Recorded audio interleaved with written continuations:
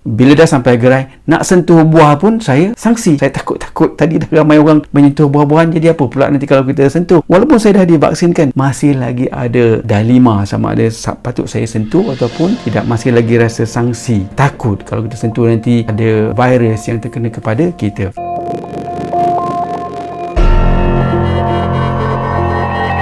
Realitinya betul ke kita berani nak keluar?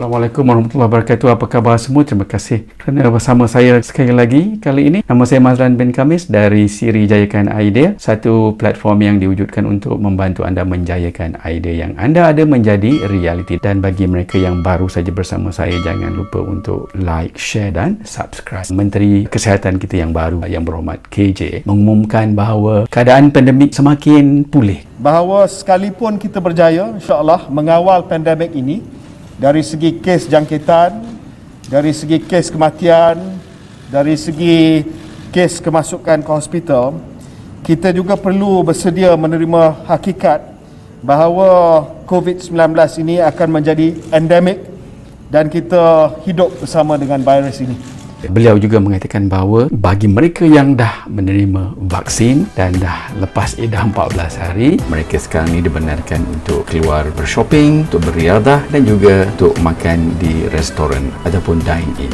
Dan announcement tu mengembirakan ramai orang sebab kita semua dah melekat kat rumah dah hampir dekat 2 tahun ni, jadi masing-masing dah tak sabar nak keluar. Jadi inilah yang tergambar kepada kita apabila pengumuman ini dibuat. Tapi realitinya betul ke kita berani nak keluar?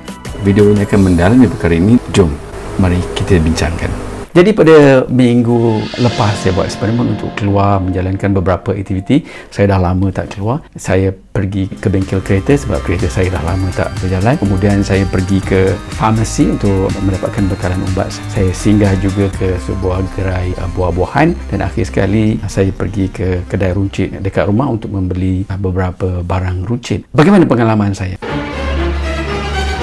Saya rasa stres, saya rasa tension, saya rasa penat, saya rasa macam takut untuk berhadapan dengan dunia di luar sana. Jadi selepas saya menghantarkan kereta saya sekejap saja, saya terus ke farmasi dan bila kita sampai di farmasi, diminta kita beratur untuk menunggu giliran kita masuk ke dalam farmasi. Dan hanya beberapa bilangan orang saja yang boleh masuk ke dalam farmasi, dan bila giliran saya masuk, saya terperanjat sebab ada ramai juga orang dalam farmasi. Saya terus rasa macam, alamak, ramai pula orang. Sebab farmasi dengan rak-rak ubat-ubatan, barang-barang dia semua tu, tempat laluan kita bukannya besar sangat. Jadi walaupun orang tak ramai mana, tapi nampak ramai sebab kita terpaksa menyelit di antara lorong-lorong tersebut dan terpaksa juga maintain social distance dan sebagainya. Jadi rasa anxiety dekat situ. Jadi apa yang berlaku ialah, kalau pada sebelumnya saya akan spend masa nak cari barang ni, mungkin cari sana sikit, beli vitamin sana, ada memakan masa yang lama untuk mencari barang. Tapi kali ni tidak. Saya nak cari 2 barang saya tertuju, saya dah tahu brand dia, saya terus dapatkan barang tersebut dan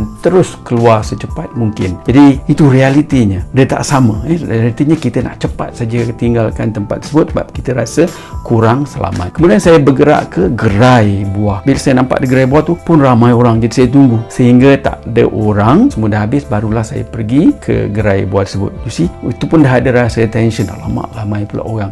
Tapi bila dah tak ada orang, kita cari masa untuk kita pergi. Dan bila dah sampai gerai, nak sentuh buah pun saya sangsi. Saya takut tadi dah ramai orang menyentuh buah-buahan, jadi apa pula nanti kalau kita sentuh. Walaupun saya dah divaksinkan, masih lagi ada dilema sama ada patut saya sentuh ataupun tidak. Masih lagi rasa sangsi, takut kalau kita sentuh nanti ada virus yang terkena kepada kita. Bukan itu saja, tiba-tiba muncul seorang makcik dekat sebelah saya dan terus memilih buah-buahan. Lagi saya terperanjat sebab makcik ni dah mana dia pula datangi terus dekat dengan kita dan tak maintain social distance. Jadi there's no fun. It's no fun going and buying di gerai juga sebab you masih lagi rasa tak selamat. You masih lagi rasa macam bila masa saja kita akan terjangkit oleh virus ini. Kemudian sebelum balik ke rumah, saya singgah ke kedai runcit. Sama juga, bila saya nak masuk ke kedai, dalam fikiran saya aku nak ambil ini barangnya, tak mau lama because saya dah nampak orang lain di dalam kedai tersebut dan saya tidak menggunakan masa yang lama terus mendapatkan barang dan terus meninggalkan premis tersebut. Apabila saya balik ke rumah, saya rasa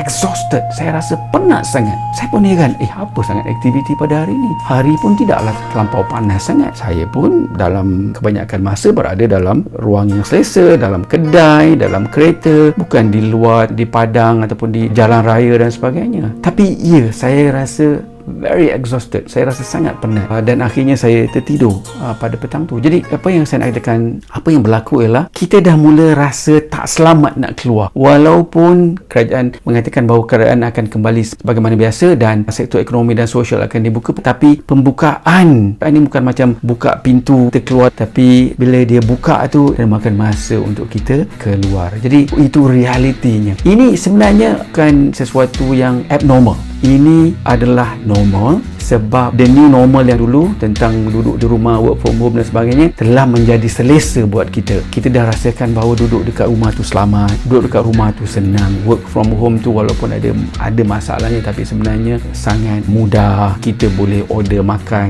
hidup pun jadi selesa. Nak makan order saja orang akan hantar, nak beli barang-barang runcit tak payah keluar pun ada orang boleh tolong belikan. Jadi keadaan kehidupan semasa lockdown memberikan environment yang selamat, yang selesa buat kita. Tiba-tiba ianya dibuka, tiba-tiba kita diberitahu bahawa kita nak kena keluar nak beli barang contohnya. Kita nak kena pergi kerja, kita nak kena pergi sekolah. Jadi tiba-tiba kita rasa, alamak, selamat ke tidak? Dan ini yang dipanggil sebagai FOGO, fear of going out. Kalau sebelum pandemik dulu kita ada fear of missing out, FOMO, tapi sekarang ni dah ada perasaan FOGO, fear of going out.